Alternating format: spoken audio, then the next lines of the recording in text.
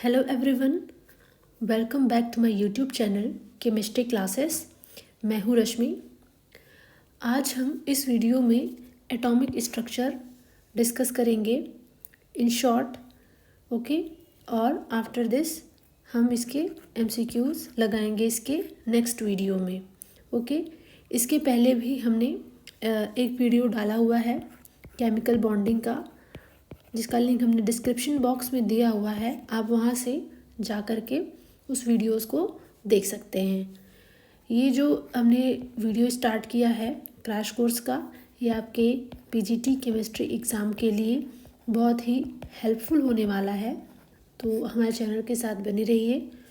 और ये जो पीजीटी केमिस्ट्री है, ये जो थ्योरी है वो मेनली कवर करता है आपके केंद्रीय विद्यालय के पीजीटी केमिस्ट्री को, एनवीएस पीजीटी केमिस्ट्री को और यूपी पीजीटी केमिस्ट्री को। तो आप ध्यान से पढ़ेंगे, ओके।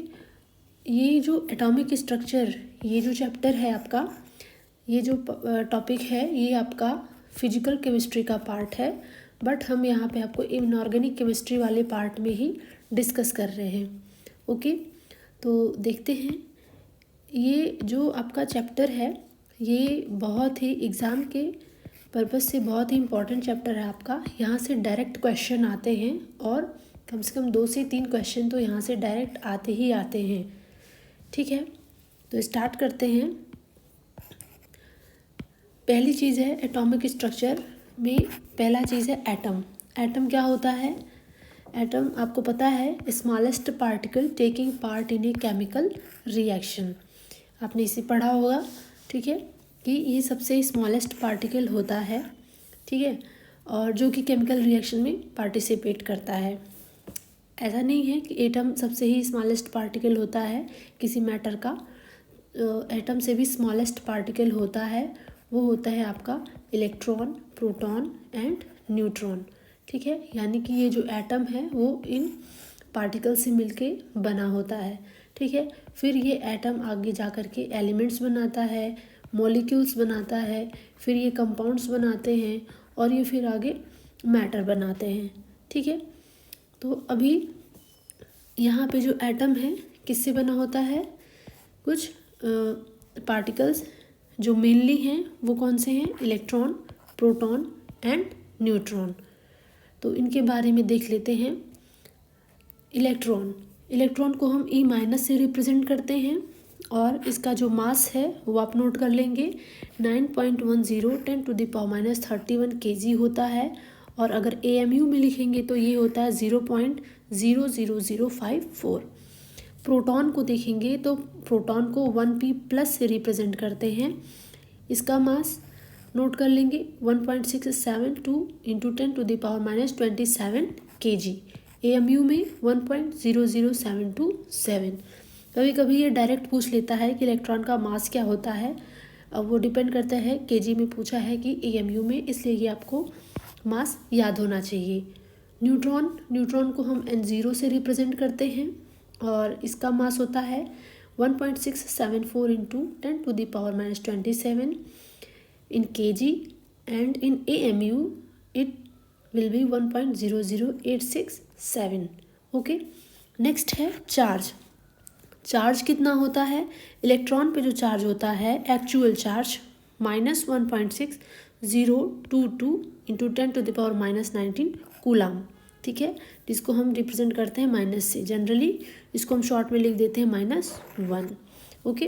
प्रोटॉन ये होता है जस्ट अपोजिट इलेक्ट्रॉन पे चार्ज का, और ये होता है +1.6022 × 10⁻19 कूलम।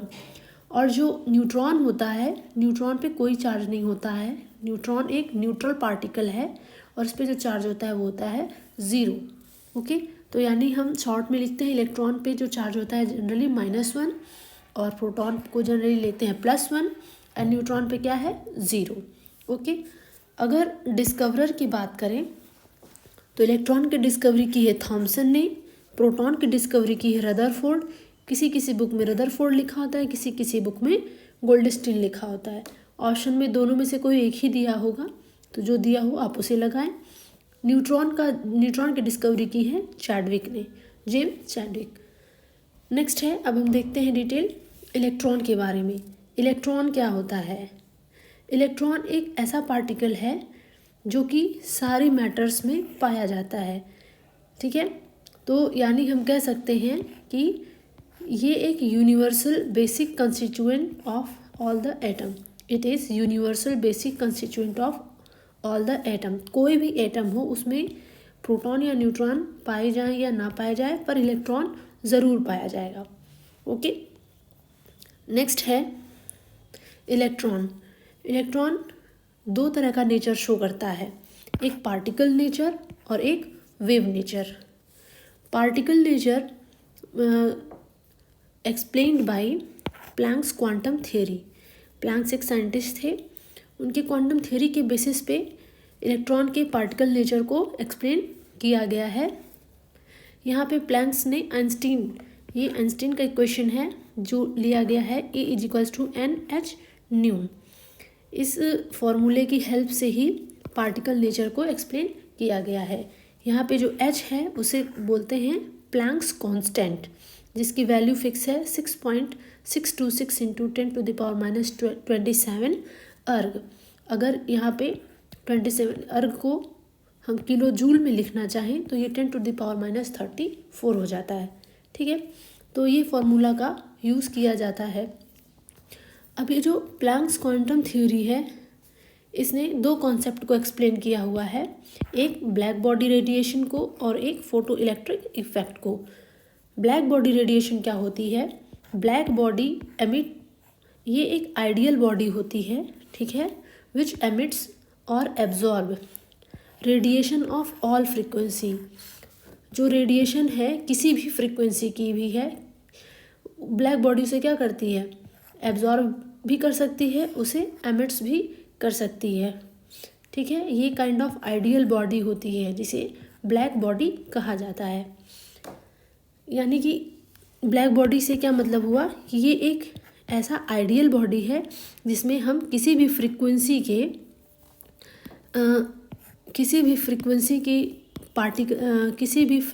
के रेडिएशन को ये एब्जॉर्ब कर सकता है। कुछ सरफेस ऐसे होते हैं जो सारी फ्रीक्वेंसी के पार्टिकल्स को नहीं लेते हैं। अगर उनकी फ्रीक्वेंसी कम होती है तो रिफ्लेक्ट हो जाते हैं, अगर उनकी फ्रीक्वेंसी ज़्यादा होती है तो ही वो उसे एब्जॉर्ब करते हैं।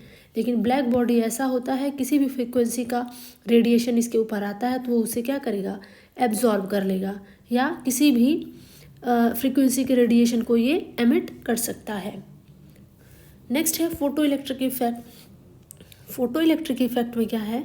When light of suitable frequency fall on metal surface electron are ejected from it. यानी कि अभी जैसा मैंने कहा कि कोई मेटल सरफेस है, इस पर कोई रेडिएशन आ रही है, तो यहाँ से इलेक्ट्रॉन तभी निकलेगा जब इसकी फ्रीक्वेंसी क्या होगी? इस मेटल के फ्रीक्वेंसी से ज़्यादा होगी। अगर कम होगी तो यहाँ से इलेक्ट्रॉन नहीं निकलेगा, अगर ज़्यादा है तभी इलेक्ट्रॉन निकलेगा।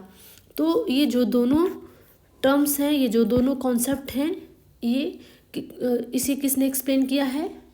प्लैंक्स ने, through Planck's quantum theory using this formula E=N×H², जो कि N यहाँ पे इंटीजर है और H² क्या है आपका? इसे बोलते हैं फोटोन। और ये कहाँ होती है? ये फोटोन कहाँ होता है? फोटोन ये जो लाइट यहाँ पे रेडिएशन आती है उसमें होता है, ठीक है, जिसमें कि H आपका प्लैंक कांस्टेंट है और न्यू क्या है? आपका फ्रीक्वेंसी है, ठीक है। तो ये सारी चीज़ें हैं। दूसरा है कि इलेक्ट्रॉन जो दूसरा नेचर शो करता है वो है वेव नेचर। वेव नेचर की कैरेक्टरिस्टिक्स क्या होती हैं? अगर कोई पार्टिकल वेव नेचर शो करता है तो वेव के कुछ कैरेक्टरिस्टिक्स होते हैं, जैसे कि वेव में वेवलेंथ होती है जिसे लैम्डा से रिप्रेजेंट करते हैं, वेलोसिटी जिसे c से रिप्रेजेंट करते हैं, फ्रीक्वेंसी जिसे न्यू से रिप्रेजेंट करते हैं, और होता है वेव नंबर न्यू पे बार। ये वेव के कैरेक्टरिस्टिक्स होते हैं और इनका आपस में एक रिलेशन होता है जिसका फॉर्मूला बनाया गया है C=ν∆, और न्यू यानी कि फ्रीक्वेंसी होती है वेलोसिटी बाय वेवलेंथ।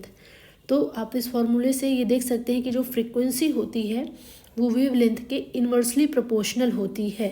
मतलब कि जो फ्रीक्वेंसी जिस रेडिएशन की फ्रीक्वेंसी ज़्यादा होती है उसका वेवलेंथ जो होता है वो कम होता है।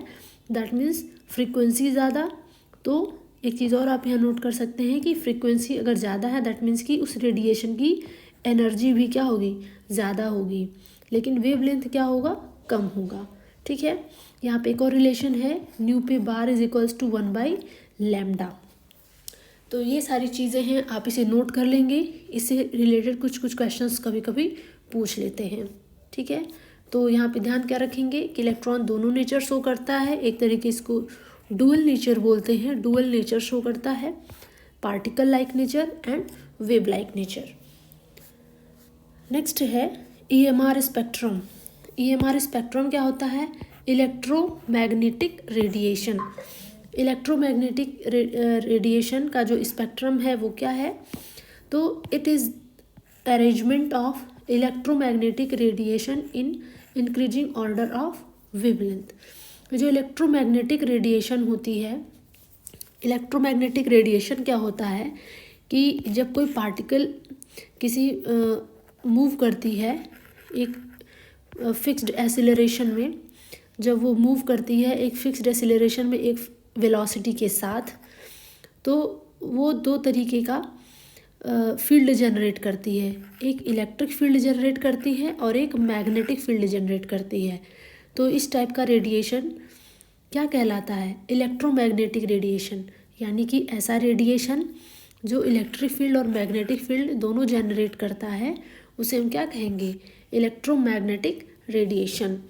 और इलेक्ट्रोमैग्नेटिक रेडिएशन में कई तरीके के रेज होती है, जिसे इस रेज में बहुत तरीके की रेज होती है जिसकी वेवलेंथ अलग अलग होती है, फ्रीक्वेंसी अलग अलग होती है। दैट मीन्स कि उसकी एनर्जी भी क्या होती है, अलग अलग होती है। ठीक है, तो हम यहाँ पे देखते हैं ऐसी कौन कौन सी रेज है। तो यहाँ पे कुछ रेज है कॉस्मिक रेज से लेकर के रेडियो वेव तक, जिसको कि इंक्रीजिंग ऑर्डर ऑफ वेवलेंथ के ऑर्डर में अरेंज किया हुआ है। यानी कि इंक्रीजिंग ऑर्डर है तो जिसका वेवलेंथ सबसे कम है उसको सबसे पहले रखा गया है उस। ठीक है, कॉस्मिक रेज यानी कि कॉस्मिक रेज का जो वेवलेंथ है वो सबसे कम होता है। ये किस फॉर्म में अरेंज है, ये वेवलेंथ के इंक्रीजिंग ऑर्डर में। यानी कि रेडियो वेव का वेवलेंथ क्या है, सबसे ज़्यादा है, फिर माइक्रोवेव का है, उससे कम इंफ्रारेड, देन विजिबल, फिर UV rays, X rays, gamma rays. यानी कि कॉस्मिक रेज का जो वेवलेंथ होता है वो सबसे कम होता है। अब एक चीज़ कि जो फ्रीक्वेंसी होती है इन्वर्सली प्रोपोर्शनल होती है वेवलेंथ के, यानी कि जिसका वेवलेंथ सबसे ज़्यादा उसकी फ्रीक्वेंसी क्या होती है, सबसे कम होती है। यानी कि कॉस्मिक रेज का वेवलेंथ क्या है, सबसे कम है, तो इसकी फ्रीक्वेंसी क्या होगी, सबसे ज़्यादा होगी।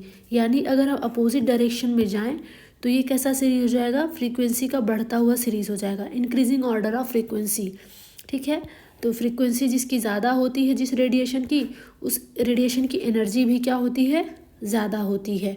यानी कि अगर हम कॉस्मिक रेज की बात करें तो कॉस्मिक रेज का वेवलेंथ जो है वो कम होता है, फ्रीक्वेंसी जो होती है वो ज़्यादा होती है, और इस टाइप की रेज में रेज की एनर्जी भी क्या होती है, ज़्यादा होती है। ठीक है, और रेडियो वेव एक ऐसा वेव है जिसका वेवलेंथ सबसे ज़्यादा होता है, फ्रीक्वेंसी सबसे कम होती है, और रेडियो वेव्स की एनर्जी भी बहुत कम होती है। ठीक है, नेक्स्ट है spectral lines in spectrum of hydrogen. Spectral lines की बात करें हाइड्रोजन के स्पेक्ट्रम में, यहाँ से क्वेश्चन पूछा जाता है। ठीक है, यहाँ पे कुछ स्पेक्ट्रल लाइंस दी हुई हैं और उसका रीज़न दिया हुआ है कि ये स्पेक्ट्रल लाइंस हमें किस रीजन में मिलेगा।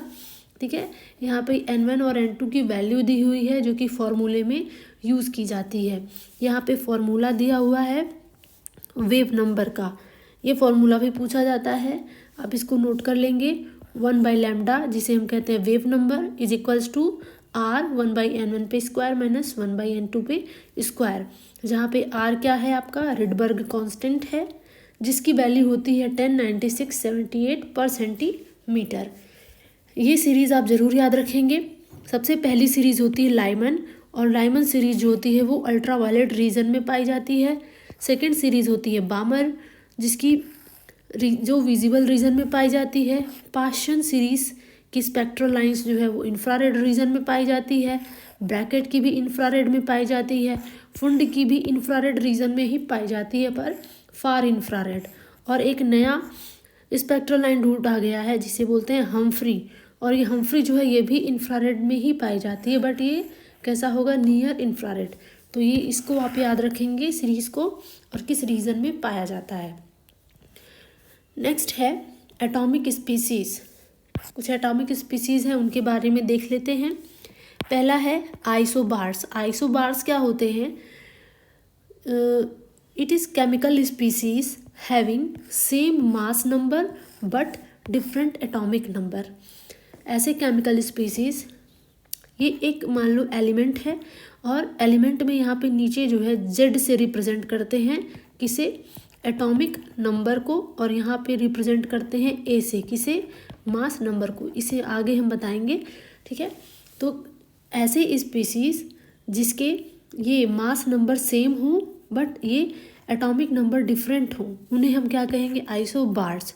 फॉर एग्जांपल जैसे यहाँ पे कार्बन है और नाइट्रोजन है, ये डिफरेंट केमिकल स्पीसीज है, कार्बन है, नाइट्रोजन है, इनके एटॉमिक नंबर डिफरेंट है बट ये मास नंबर क्या है, सेम है। इसे हम क्या कहेंगे, आइसोबार्स। नेक्स्ट है ये बाय मिस्टेक यहाँ पे है, इसे आगे हम बताएंगे, बोहर मॉडल, ठीक है। सेकंड है isotopes. Isotope are those species having same atomic number but different mass number. For example जैसे यहाँ पे दो केमिकल स्पीसीज दिया हुआ है, जब इनके एटॉमिक नंबर सेम होंगे और मास नंबर डिफरेंट होंगे तो ऐसे स्पीसीज को हम क्या कहेंगे, आइसोटोप्स। नेक्स्ट है आइसोटोन्स। आइसोटोन्स क्या होते हैं? Isotones are those species having same number of neutrons, जिसमें नंबर ऑफ न्यूट्रॉन क्या हो, सेम हो। यहाँ पे दो दिए हुए हैं केमिकल स्पीसीज, कार्बन और नाइट्रोजन। इनका जब हम कैलकुलेशन करेंगे नंबर ऑफ न्यूट्रॉन का तो वो आएगा 8, ठीक है। यानी कि इसमें नंबर ऑफ न्यूट्रॉन दोनों में क्या होंगे, सेम होंगे, तो उन्हें हम कहेंगे आइसोटोन्स। अब ये कैसे निकाला जाता है, अभी एक आगे फॉर्मूला है, वहाँ से हम आपको निकाल के बताएंगे, ठीक है। चौथा है isoelectronic. Isoelectronic are those species having same number of electrons. For example O2 minus, F minus, Na plus, इन सब स्पीसीज में नंबर ऑफ इलेक्ट्रॉन क्या है, सेम है। जैसे कि ऑक्सीजन है, ऑक्सीजन का एटॉमिक नंबर कितना होता है, 8, ठीक है। और इसमें से -2 है, माइनस को हम क्या कर देते हैं, प्लस कर देते हैं। -2 का मतलब है कि इसके पास 2 इलेक्ट्रॉन और आया है, इसलिए हम प्लस कर देते हैं। 8 और 2 कितना हो गया, 10, यानी टोटल नंबर ऑफ इलेक्ट्रॉन इसके पास कितने हैं, 10। F माइनस है, F का एटॉमिक नंबर होता है 9, और यहाँ पे -1 है, यानी कि इसके पास 1 इलेक्ट्रॉन आया है तो उसे ऐड कर लेंगे। 9 और 1 कितना हो गया, 10। इसी तरह से सोडियम है, सोडियम का एटॉमिक नंबर होता है 11, इसके पास प्लस चार्ज है। प्लस का मतलब होता है कि यहाँ से 1 इलेक्ट्रॉन चला गया है, तो यहाँ हम क्या करेंगे, माइनस, तो इसका भी आएगा नंबर ऑफ इलेक्ट्रॉन 10। इन तीनों स्पीसीज में नंबर ऑफ इलेक्ट्रॉन कितने हैं, 10, इसलिए इसको हम क्या कहेंगे, इसे हम कहेंगे आइसो इलेक्ट्रॉनिक स्पीसीज।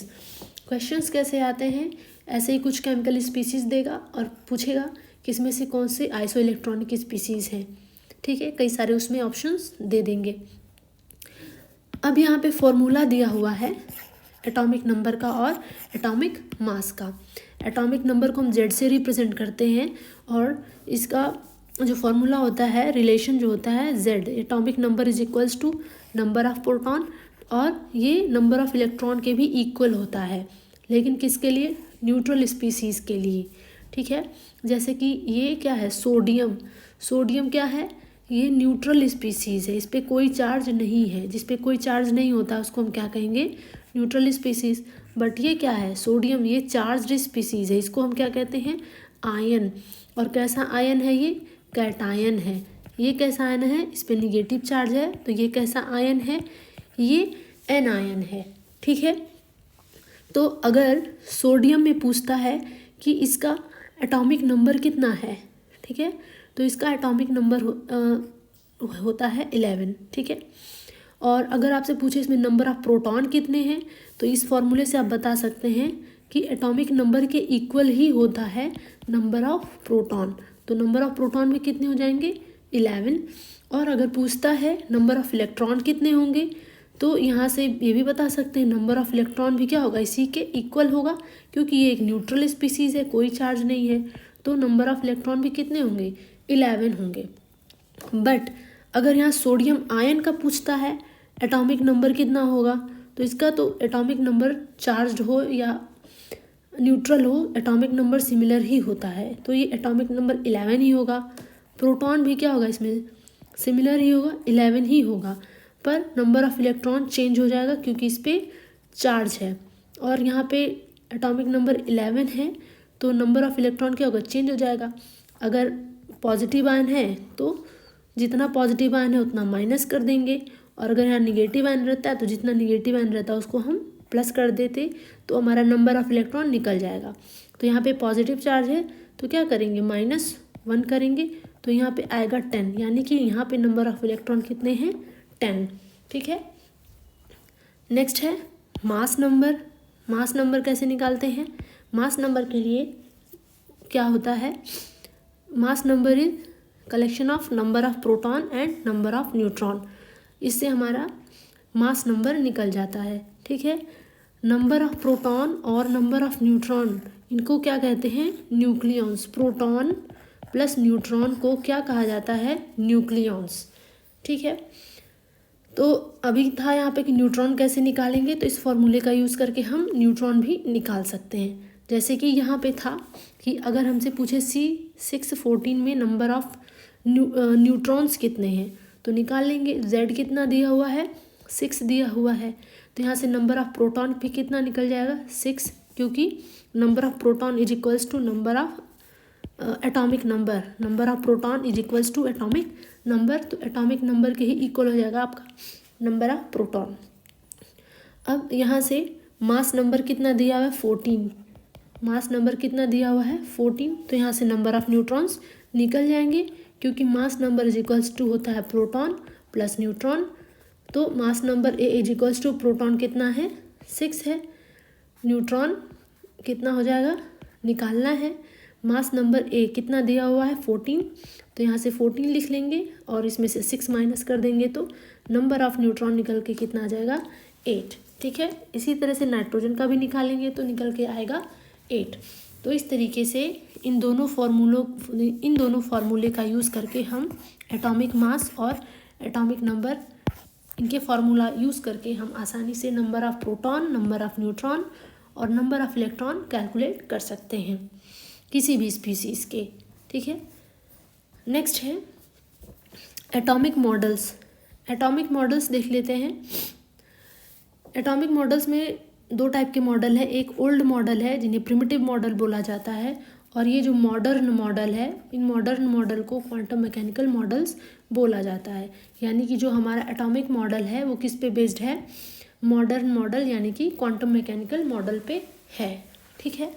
इस ओल्ड मॉडल में, प्रिमिटिव मॉडल में कौन कौन से मॉडल हैं, थॉमसन मॉडल है, रदरफोर्ड मॉडल है और बोहर मॉडल है।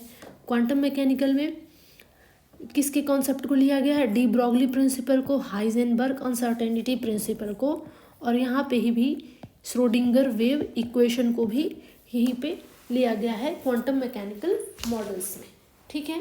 इन सबको देख लेते हैं। यहाँ पे जो डी ब्रोगली प्रिंसिपल है या हाइजेनबर्ग अनसर्टेनिटी प्रिंसिपल है, ये दोनों ही बहुत ही इम्पॉर्टेंट है। एग्ज़ाम में यहाँ से डायरेक्ट क्वेश्चन आते हैं। पिछली बार यहाँ से GIC में क्वेश्चन आया था, UP PGT में भी आया था, NVS में भी आया था, ठीक है। डायरेक्ट यहाँ पे फॉर्मूला बेस्ड क्वेश्चन ही आए हुए थे, तो आप इनको ज़रूर से ध्यान में रखेंगे, ठीक है। थॉमसन मॉडल में क्या कहा गया है, this model assume that atom is sphere of positive charge and electron embedded in it. Thompson model में ये कहा गया कि जो पॉजिटिव चार्ज है वो एक स्फीयर है, गोला है पॉजिटिव चार्ज का, और जो इलेक्ट्रॉन है इसमें क्या होते हैं, एम्बेडेड यानी कि धंसे हुए होते हैं, ठीक है। तो ये मॉडल फेल कर गया, ऐसा पॉसिबल नहीं है। इसके फेल होने के बाद से रदरफोर्ड मॉडल आया। रदरफोर्ड मॉडल में ये कहा गया, it assume that proton and neutron are present in nucleus and electrons are revolve around it. Rutherford model में ये कहा गया कि एक न्यूक्लियस होता है और इस न्यूक्लियस में प्रोटॉन होते हैं और न्यूट्रॉन होते हैं, और जो इलेक्ट्रॉन होते हैं इसके किनारे किनारे घूमते रहते हैं।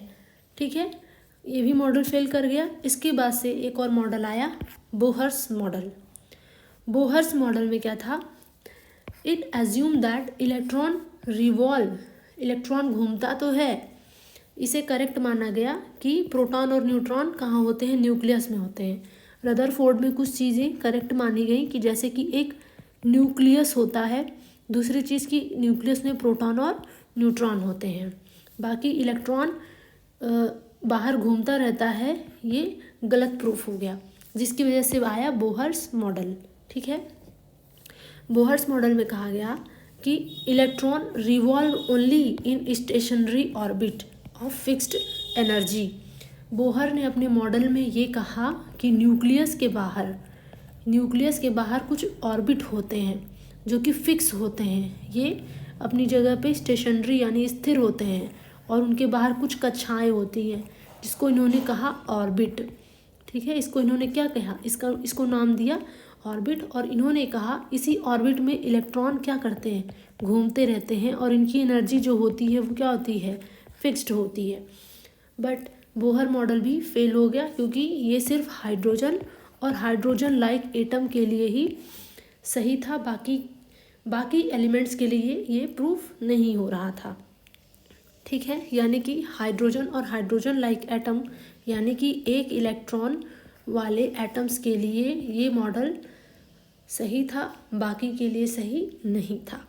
अब यहाँ पे बोहर मॉडल से रिलेटेड कुछ फार्मूला है जो कि आपको याद रखना है, एग्ज़ाम में डायरेक्ट इससे फार्मूला ही आता है। ठीक है, बोहर रेडियस यानी कि Rn।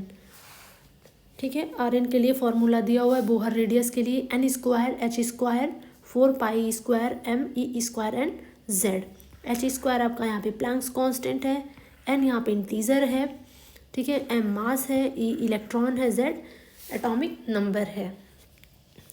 ठीक है, अब यहाँ पे इसे जो n² है प्लस m² और n², इसको बोला गया a0। ठीक है, ये सब क्या है, कांस्टेंट हैं, इसलिए इनको एक साथ ले लिया गया और इनको कैलकुलेट किया गया तो इनकी वैल्यू आई 52.9 pm। तो इसको शॉर्ट में लिखा गया Rn = a0 n²/z। ठीक है, z यहाँ पे एटॉमिक नंबर है। नेक्स्ट है एनर्जी। एनर्जी के लिए जो फॉर्मूला है वो ये है -2.18 × 10⁻18 z²/n² एंड जूल। अगर किलो जूल पर मोल मिलेंगे तो इसकी वैल्यू ये हो जाएगी। ये सब फॉर्मूले आप याद रखेंगे। वेलोसिटी दिया गया बोहर्स मॉडल में Vn 2.19 × 10⁻6 × z/n मीटर/सेकेंड। ठीक है, नेक्स्ट है de Broglie principle. De Broglie principle में कहा गया electron behave as particle as well as wave, that is electron has momentum as well as wavelength.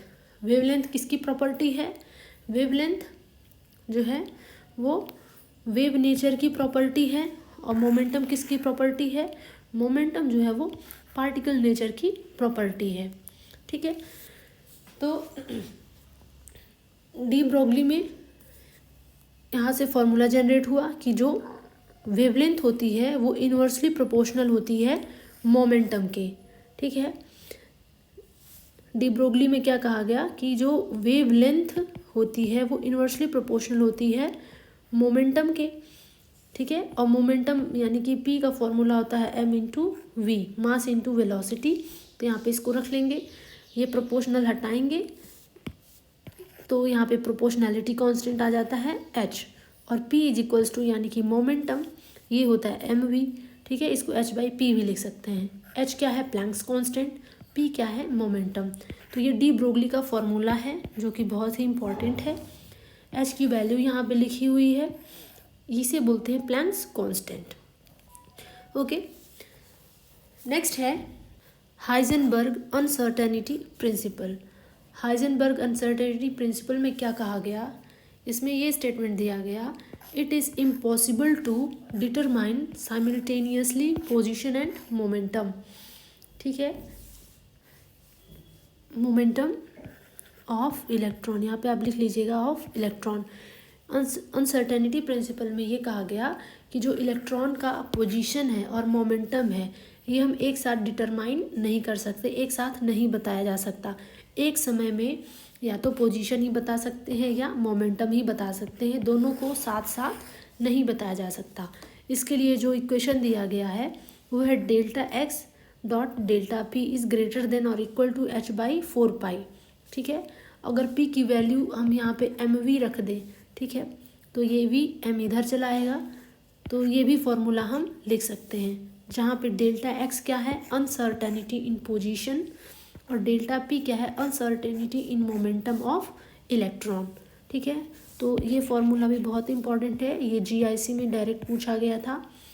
ठीक है, कन्फ्यूज़न कहाँ होता है, कभी कभी यहाँ पे 2 पाई दे देता है, ठीक है, तो या 4 पाई स्क्वायर कर देता है, ये सारी चीज़ें कन्फ्यूज़ करती हैं, इसलिए ये फॉर्मूला आप अच्छे से याद रखेंगे।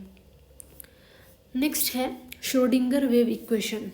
यहाँ से भी जीआईसी में डायरेक्ट क्वेश्चन पूछा था। क्या पूछा था वहाँ पे, पीजीटी में भी पूछा था, एनवीएस पीजीटी में ये डायरेक्ट फॉर्मूला पूछा जाता है। यहाँ पे ये फॉर्मूला दे देता है, बोलता है श्रोडिंगर वेव इक्वेशन इसमें से कौन सा करेक्ट फॉर्मूला है।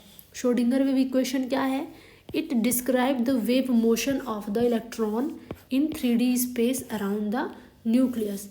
ये वेव मोशन को बताता है, ठीक है, किसी 3D स्पेस में, ठीक है, न्यूक्लियस के around, 3D space around nucleus को बताता है। ठीक है, 3 डायरेक्शनल, 3D का मतलब 3 डायरेक्शनल में कैसे इलेक्ट्रॉन मूव करते हैं। ये किस पे बेस्ड है, क्वांटम मैकेनिकल मॉडल पे बेस्ड है। यहाँ पे जो फॉर्मूला इसका होता है श्रोडिंगर वेव इक्वेशन का, ये दिया हुआ है, del square phi del x square plus del square phi del y square. ठीक है, ये फॉर्मूला आप देख लेंगे, बहुत इंपॉर्टेंट फार्मूला, आप इसको प्रैक्टिस करके रिवाइज कर लेंगे।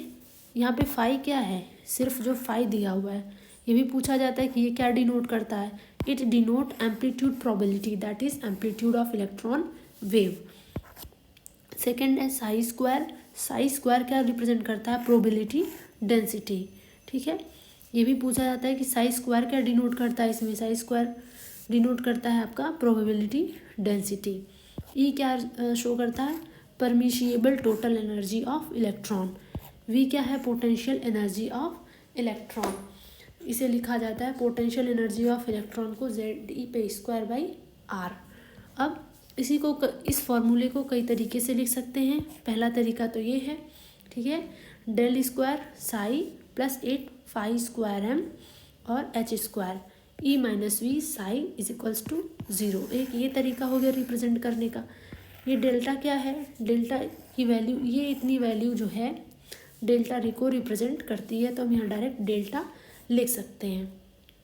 ठीक है, नेक्स्ट है सेम, इसी को लिखा गया है फॉर्मूले को, तो minus H square 8 pi square m delta square plus v square, इस पार्ट को हम काइनेटिक एनर्जी बोलेंगे और इसको पोटेंशियल एनर्जी, ये हो गया साई और ई साई। ठीक है, इसको जब हम ओपन फॉर्म में लिखेंगे, यानी कि इस पार्ट को हम इसमें मल्टीप्लाई कर देंगे तो ये फॉर्म मिलेगा हमें। ठीक है, तो अब यहाँ पे जो ये पूरा पार्ट है, ये पूरा पार्ट को हम एच से डिनोट करेंगे। ठीक है, तो ये हो जाता है H psi square is equals to E phi square. ठीक है, एच साई स्क्वायर को क्या बोला जाता है, हैमिल्टोनियन ऑपरेटर। तो ये तरीका था श्रोडिंगर वेव इक्वेशन को रिप्रेजेंट करने का। क्वेश्चन इन्हीं तीनों चारों इक्वेशन से आते हैं। ठीक है, नेक्स्ट है X Y Z. Schrodinger wave equation में एक्स वाई जेड क्या है, तो ये कार्टेशियन कोऑर्डिनेट्स हैं। एक्स की वैल्यू डिपेंड करती है r sine theta cos theta पे, वाई की वैल्यू डिपेंड करती है r sine theta sine phi पे, जेड की वैल्यू डिपेंड करती है आर कॉस थीटा पे। नेक्स्ट है क्वांटम नंबर्स। क्वांटम नंबर्स क्या होते हैं? क्वांटम नंबर्स 4 तरीके का होता है और ये क्वांटम नंबर कहाँ से जनरेट हुए हैं? 4 क्वांटम नंबर्स होते हैं। प्रिंसिपल क्वांटम नंबर जिसको n से रिप्रेजेंट करते हैं, एजीमुथल क्वांटम नंबर जिसे l से रिप्रेजेंट करते हैं, मैग्नेटिक क्वांटम नंबर जिसे m से रिप्रेजेंट करते हैं और स्पिन क्वांटम नंबर जिसे कि s से रिप्रेजेंट करते हैं। यानी कि यहाँ पे टोटल 4 क्वांटम नंबर्स हैं। अब एक चीज़, ये जो n, l और m है, ये तीनों क्वांटम नंबर हमें कहाँ से मिलते हैं? श्रोडिंगर वेव इक्वेशन से। ठीक है, अब इनके बारे में देखते हैं डिटेल।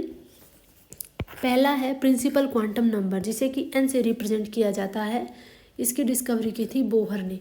ठीक है, इट रिप्रेजेंट्स मेन शेल। ठीक है, दूसरी चीज़ distance of electron from nucleus. तीसरी चीज़ size and energy of orbital. Size and energy of orbital को भी यही बताता है कौन? Principal quantum number. और साइज और energy both increases as value of n increases. Value of n अगर हम लिखते हैं 1, 2, 3, ये किसको रिप्रेजेंट करते हैं? शेल को, मेन शेल को। शेल कितने टाइप का होता है? k होता है, l होता है, m होता है, n होता है। ठीक है, आपने इलेक्ट्रॉनिक कॉन्फ़िगरेशन में देखा होगा कि इलेक्ट्रॉन के सेल्स बने होते हैं, k shell, l shell, m shell, n shell. ठीक है, फिर k को, शेल को फिर किस में डिवाइड किया जाता है? शेल को फिर सब सेल में डिवाइड किया जाता है। सब सेल्स क्या होते हैं? s होता है, p होता है, d होता है, f होता है। और ये सब सेल्स फिर किस में डिवाइड होते हैं? ऑर्बिटल्स में डिवाइड होते हैं। ऑर्बिटल्स में क्या होते हैं? इलेक्ट्रॉन्स होते हैं। ठीक है, तो अभी यहाँ पे मेन शेल, ये होता है मेन शेल जिसको रिप्रेजेंट करता है कौन? Principal quantum numbers. नेक्स्ट है azimuthal quantum number. Azimuthal quantum number को सब्सिडरी क्वांटम नंबर भी बोलते हैं, ऑर्बिटल एंगुलर मोमेंटम भी बोलते हैं। इसे एल से रिप्रेजेंट करते हैं। इसकी डिस्कवरी सोमरफेल्ड ने की है। इसके बारे में देख लेते हैं। इसमें दिया हुआ पहला, it determine angular momentum. M क्या है? Angular momentum of electron. बहुत ही इंपॉर्टेंट पॉइंट है कि एजीमुथल क्वांटम नंबर क्या बताता है? It determine angular momentum of electron. दूसरी चीज़ क्या बताता है? It tells about number of sub shell in shell. किसी सेल में कितने नंबर ऑफ शेल हैं, के में कितने नंबर ऑफ सब सेल हैं, ये हमें कौन बताएगा? Azimuthal quantum number. कैसे बताएगा वो आगे डिस्कस करेंगे। तीसरी चीज़ ये बताता है, tell about shape of orbital. Orbitals का शेप कैसा है, ये भी हमें यही बताता है। ठीक है, अब अगर हम रिलेशन देखें एजीमुथल क्वांटम नंबर में और main quantum number, principal quantum number में, तो L की वैल्यू इज इक्वल्स टू होती है n के, और L की वैल्यू 0 से लेके n-1 तक होती है। जैसे कि अगर n की वैल्यू 1 है तो L की वैल्यू कितनी? L की वैल्यू निकल के आएगी, L की वैल्यू निकल के आएगी 1। ठीक है, और वो कहाँ से स्टार्ट होगी? 0 से। ठीक है, या L की वैल्यू क्या कर सकते हैं? n-1 से भी निकाल सकते हैं। ठीक है, तो n की वैल्यू 1-1 करेंगे तो L की वैल्यू क्या आ जाएगी? 0। ठीक है, एंगुलर मोमेंटम का यहाँ पे फॉर्मूला दिया हुआ है L+1 h/2π। यहाँ से एंगुलर मोमेंटम निकाल सकते हैं अगर L की वैल्यू हमें पता हो। क्वांटम नंबर जैसे कि L दिया हुआ है तो 0, 1, 2, 3, 4 के लिए सब सेल जो दिया गया है वो है S। सब 0 के लिए होता है। L की वैल्यू अगर 0 है तो कौन सा सब सेल होगा? S। L की वैल्यू 1 है तो सब सेल कौन सा होगा? P। 2 के लिए होता है D, 3 के लिए होता है F, 4 के लिए होता है G। ठीक है, यहाँ पे एग्जांपल दिया हुआ है कि अगर n की वैल्यू 1 है तो L की वैल्यू कितनी होगी? 0। L की वैल्यू कितनी है? 1 है, और वो एक वैल्यू कौन सी है? 0। ठीक है, अगर n की वैल्यू 2 है तो L की वैल्यू यहाँ पे 2 वैल्यू है। कौन कौन सी? एक 0, एक 1। यही चीज़ कहा जा रहा है L इज टू 1। ठीक है, n इज टू 3 है तो L की वैल्यू भी यहाँ पे कितनी वैल्यू है? L की 3 वैल्यू है। 0, 1, 2। n इज टू 4 के लिए L की कितनी वैल्यू है? 4 वैल्यू है। कौन कौन सी? 0, 1, 2, 3। ठीक है, ये सारी चीज़ें हो गई। तो एक चीज़ और यहाँ पे, जैसे कि अगर n बराबर 1 दिया है तो l की वैल्यू कितनी हो गई, 0। ठीक है, n की वैल्यू 1 है यानी कि k, हमने बताया ना यहाँ पे अगर n की वैल्यू 1 है तो कौन सा सेल होगा, k। तो हम यहाँ पे लिख लेते हैं सेल k। l हमें क्या बताता है, सब सेल। क्या बताता है, सब सेल। तो यहाँ पे कौन सा सब सेल होगा, l बराबर 0। 0 के लिए कौन सा सब सेल होता है, s। तो हम यहाँ पे क्या लिखेंगे, k में कौन सा सब सेल होता है, s। तो अगर हमें रिप्रेजेंट करना रहेगा तो उसको हम कैसे रिप्रेजेंट करेंगे, 1s। 1 क्या हो गया हमारा, n हो गया, और s क्या हो गया हमारा, l हो गया। ठीक है, अगर आपको दे देता है 3s और इसमें कहता है प्रिंसिपल क्वांटम नंबर n क्या होगा, n की वैल्यू क्या होगी, तो वो हो जाएगी 3। और अगर पूछता है एजीमुथल क्वांटम नंबर, l की वैल्यू क्या हो जाएगी, तो वो s है, s के लिए एजीमुथल क्वांटम नंबर की वैल्यू क्या होती है, 0, तो वो क्या हो जाएगी, 0। इसी तरह से अगर आपसे पूछता है 3D के लिए बताइए n की वैल्यू क्या होगी, यानी कि प्रिंसिपल क्वांटम नंबर की वैल्यू क्या होगी, तो वो हो जाएगी 3। और l की वैल्यू क्या होगी, l की वैल्यू हो जाएगी, d के लिए l की वैल्यू क्या होती है, 2। तो हम यहाँ पे क्या लिखेंगे, l की वैल्यू हो जाएगी 2। क्वेश्चन इस तरीके से भी दे सकता है कि अगर l की वैल्यू कितनी है, l की वैल्यू है, n की वैल्यू है 2 और l की वैल्यू है 1, तो यहाँ से कौन सा कॉम्बिनेशन बनेगा, n बराबर 2 के लिए 2 लिख देंगे, l बराबर 1 के लिए क्या होता है, p, यानी कि यहाँ से जो हमें कॉम्बिनेशन मिलेगा वो क्या मिलेगा, 2p। तो इस तरीके से क्वेश्चंस आते हैं। नेक्स्ट देख लेते हैं, नेक्स्ट है मैग्नेटिक क्वांटम नंबर, जिसे हम m से रिप्रेजेंट करते हैं। इसकी डिस्कवरी लैंडे ने की है। तो ये क्या बताता है हमें, पहला it shows behaviour of electron in magnetic field. ठीक है, दूसरी चीज़ हमें बताता है नंबर ऑफ ऑर्बिटल्स कितने हैं। तीसरी चीज़ हमें बताता है orientation of electron in orbitals. इसकी वैल्यू क्या होती है, m की वैल्यू निकालते हैं l से, -l से लेकर के +l तक इसकी वैल्यू होती है।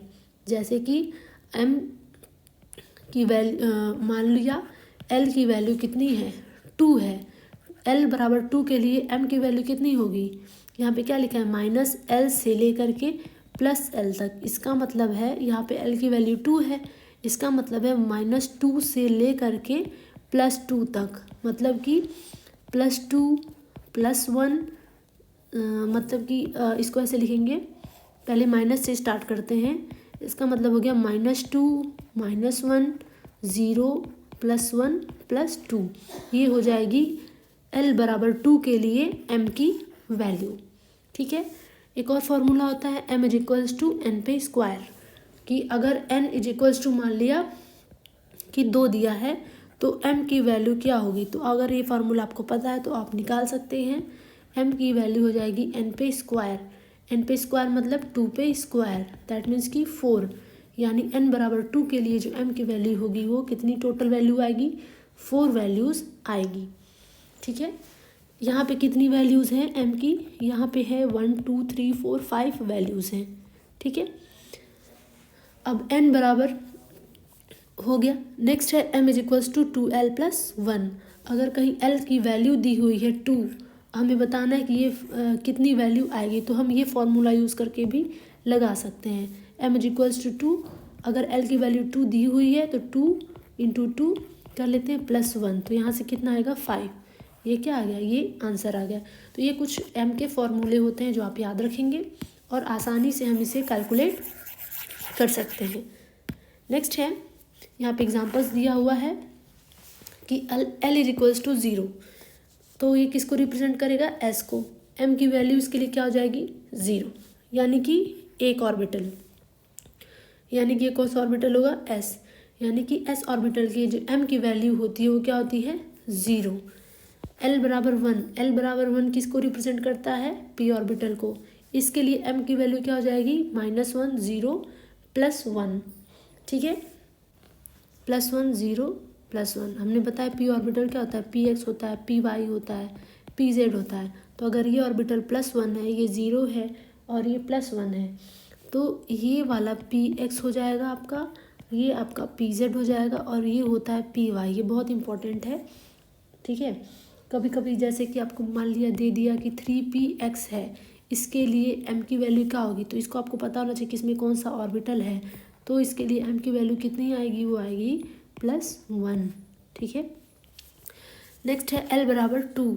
ये d को रिप्रेजेंट करता है, m की वैल्यू इसके लिए होती है 5 वैल्यूज़ होती है, -2 से लेकर के +2 तक, ठीक है। अब इसमें भी आपको पता होना चाहिए कि ये -2 होगा, ये -1 होगा, ये 0 होगा, ये +1 और ये +2।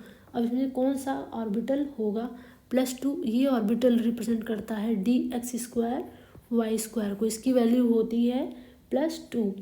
और उसके बाद से होता है 0, ये आपका होता है dz के लिए होता है, dz² के लिए होता है। और जो इसमें फिर dxy होता है, पहला वाला ये होता है dxy के लिए, और ये dxz के लिए, और ये होता है dyz के लिए, ठीक है। तो याद रखेंगे, क्योंकि अगर मान लीजिए आपसे पूछता है कि मान लो 4dz² है, इसके लिए n की वैल्यू आप क्या निकालेंगे, 4 निकाल देंगे। l की वैल्यू d के लिए क्या है, d के लिए 2 है, 2 लिख देंगे। बट m के लिए क्या लिखेंगे, m की कोई एक ही वैल्यू इसमें से लिखेंगे। तो m की इसमें से dz² के लिए कौन सी वैल्यू होगी, तो वो होगी आपकी dz² के लिए 0। तो ये हो जाएगा आपका करेक्ट आंसर। इस तरह से है l बराबर 3। l होता है f के लिए इसकी 7 वैल्यूज़ होती है, ठीक है। नेक्स्ट है स्पिन क्वांटम नंबर, जिसे हम s से रिप्रेजेंट करते हैं, और इसकी डिस्कवरी की थी गोल्डस्मिथ ने। It tells about spinning of electron की कोई ऑर्बिटल है, उसमें इलेक्ट्रॉन क्लॉकवाइज है या एंटी क्लॉकवाइज है, ये कौन बताता है, स्पिन क्वांटम नंबर। दूसरी चीज़ ये बताता है स्पिन एंगुलर मोमेंटम के बारे में। स्पिन एंगुलर मोमेंटम का फॉर्मूला होता है, इसे आप नोट कर लेंगे। अब यहाँ पे एक शॉर्ट में फॉर्मूला दिया हुआ है कि अगर कोई शेल है, उसमें हमें निकालना है maximum number of electron in nth shell, उसके लिए फॉर्मूला होता है 2n²। ये आपको याद करना पड़ेगा। Maximum number of electron in sub shell, वो इस फॉर्मूले से निकलेगा। Number of orbital in nth sub shell, वो इस फॉर्मूले से। Number of orbital in nth shell, वो n सब इस फॉर्मूले से। And number of sub shell in nth shell, ये आपका निकल जाएगा n² से। ये बहुत ही इंपॉर्टेंट फार्मूले हैं, ये भी डायरेक्ट इससे पूछ लिया जाता है एग्जाम में क्वेश्चन, आप इसको याद कर लेंगे। यहाँ पे एक छोटा सा फ्लो चार्ट दिया हुआ है कि कोई सेल है, ठीक है, कोई सेल है KLMN। सेल किस में डिवाइड होता है, सब सेल में। सब सेल किस में डिवाइड होता है, ऑर्बिटल में। ऑर्बिटल्स में क्या होते हैं, इलेक्ट्रॉन्स होते हैं, ठीक है। नेक्स्ट है टाइप ऑफ ऑर्बिटल्स। ऑर्बिटल के टाइप्स हैं यहाँ पे, ये 4 टाइप के होता है, ये सब आप जानते हैं, s orbital, p orbital, d orbital और f ऑर्बिटल। s ऑर्बिटल का जो शेप होता है वो स्फेरिकल शेप होता है, आप यहाँ देख सकते हैं, ये x एक्सिस है, ये y एक्सिस, ये z एक्सिस। s ऑर्बिटल में टोटल कितने इलेक्ट्रॉन होते हैं, टोटल 2 इलेक्ट्रॉन होते हैं। दूसरा है p ऑर्बिटल।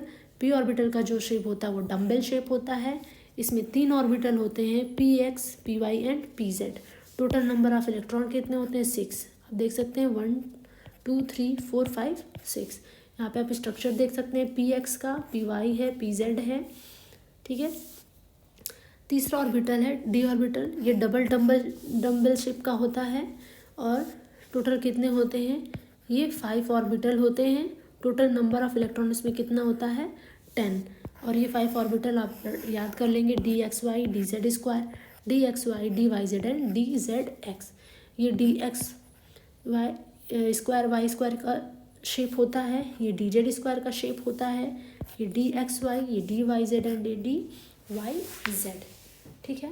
यहाँ पे डिफरेंस क्या है p ऑर्बिटल में और d ऑर्बिटल में, यहाँ पे जो लोब्स हैं वो एक्सिस पे लाई करते हैं, और यहाँ पे जो लोब्स हैं वो एक्सिस के बीच में लाई करते हैं, ठीक है।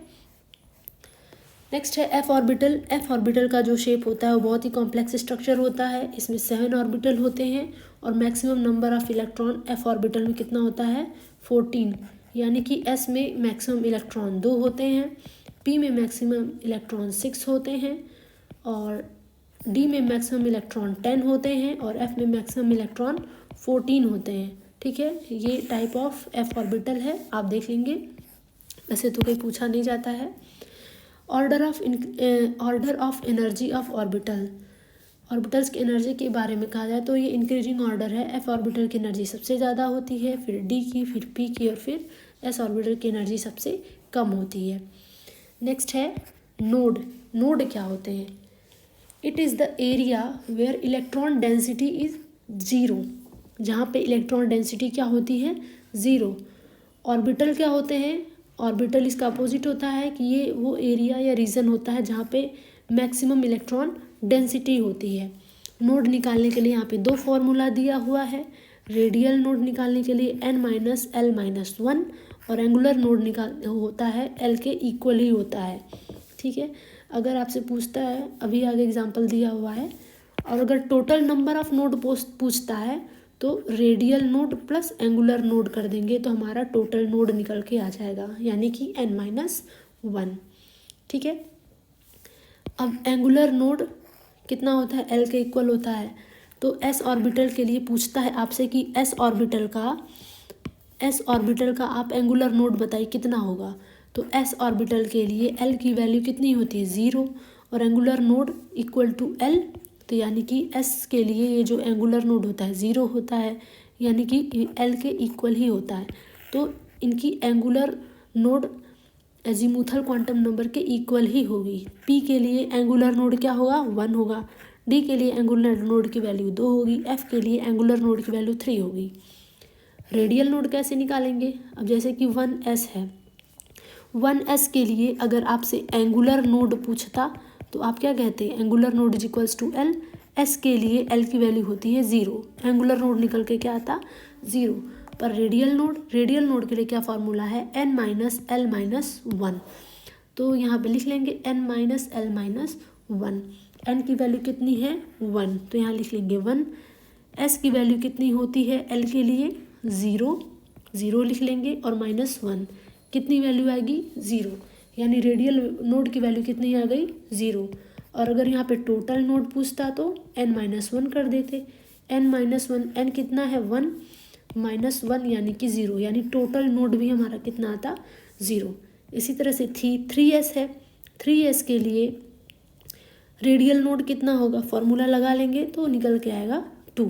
और अगर टोटल नोड निकालना होता तो n-1 यानी कि 3-1, यानी कि टोटल नोड भी कितना आता? 2। तो अगर आप नोड पूछता है तो नोड भी इस तरीके से निकाल सकते हैं। नेक्स्ट टॉपिक है इलेक्ट्रॉनिक कॉन्फ़िगरेशन। ये आना बहुत ही इम्पॉर्टेंट है, अगर आपको ये नहीं आता है तो आप केमिस्ट्री में कुछ नहीं कर सकते।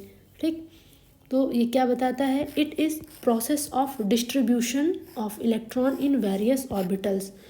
जो ऑर्बिटल है उसमें इलेक्ट्रॉन का डिस्ट्रीब्यूशन किस तरीके से किया जाता है, ये वही चीज़ को डिस्क्राइब करता है। तो यहाँ पे एनर्जी के इंक्रीजिंग ऑर्डर में कुछ ऑर्बिटल्स को रखा गया है, इसी क्रम में इलेक्ट्रॉन्स की फिलिंग करते हैं। इलेक्ट्रॉन्स हमें फिल करना है तो पहले 1s में भरेंगे, फिर 2s में, फिर 2p में, जब ये कम्प्लीटली फिल्ड हो जाएगा तो फिर 3s में, फिर 3p में, फिर 4s में, फिर 3d में। तो ये सीरीज़ है एनर्जी के इंक्रीजिंग ऑर्डर का, और इसी तरीके से इसमें इलेक्ट्रॉन फिल किए जाते हैं। उसके लिए फिल कैसे होगा भाई, एक एग्जांपल से बताएंगे। उससे पहले रूल देख लेते हैं, रूल क्या होता है इलेक्ट्रॉन को इन ऑर्बिटल्स में फिल करने का। तो कुछ पहला रूल है अफबाउ का, है अफबाउ प्रिंसिपल।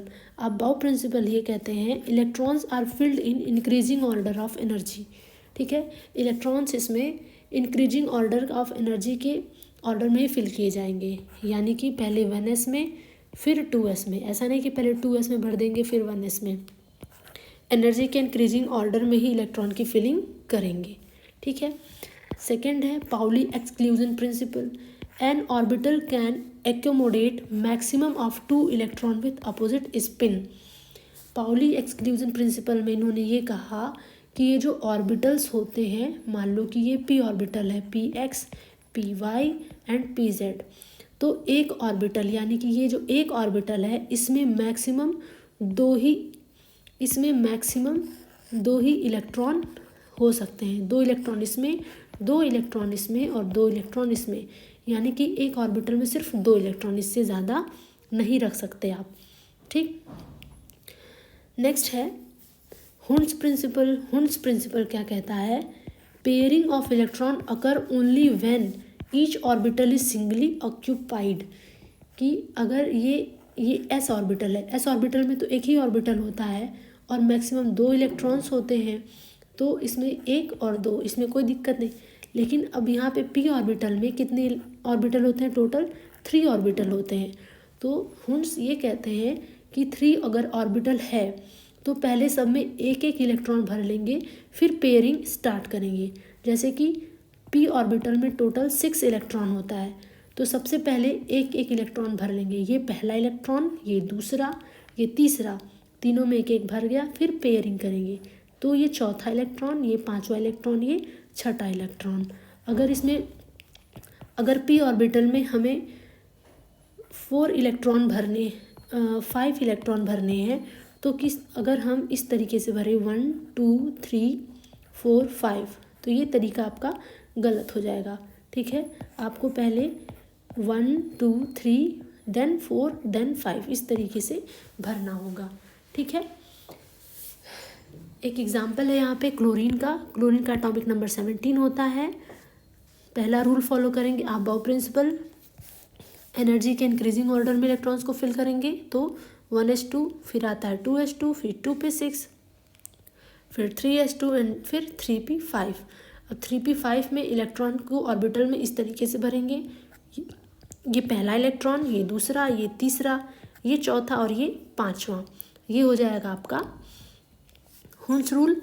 और एक ऑर्बिटल में सिर्फ 2 इलेक्ट्रॉन, ये हो जाएगा आपका पाउली एक्सक्लूजन प्रिंसिपल। ये तीनों प्रिंसिपल बहुत ही इंपॉर्टेंट हैं। इलेक्ट्रॉनिक कॉन्फ़िगरेशन करने में कुछ एक्सेप्शंस भी हैं, जैसे कि क्रोमियम है और कॉपर है, ये दोनों एक्सेप्शन शो करते हैं। एक्सेप्शंस ये इसलिए शो करते हैं क्योंकि जब ऑर्बिटल हाफ फिल्ड हो या फुल फिल्ड हो या नियर टू इसके हो, तो वो सबसे ज़्यादा स्टेबल होता है, इसीलिए ये एक्सेप्शन शो करते हैं। कैसे, जैसे क्रोमियम है 24 क्रोमियम, जब इसका इलेक्ट्रॉनिक कॉन्फ़िगरेशन लिखते हैं तो ये उसका इलेक्ट्रॉनिक कॉन्फ़िगरेशन आता है, लास्ट में आता है 3d4, ये होता है आपका डी ऑर्बिटल।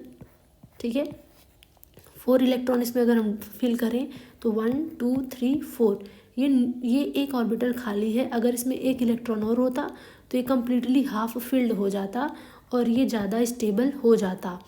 ठीक है, पर एक्सपेक्टेड ऐसा होता है, पर ऐसा हो नहीं पाता है। ठीक है, लेकिन जब ये 4s ऑर्बिटल, इसके एनर्जी का 4s ऑर्बिटल है, इसको सेटिस्फाई करने के लिए, इसको मोर स्टेबल बनाने के लिए ये एक इलेक्ट्रॉन इसमें फिल हो जाता है।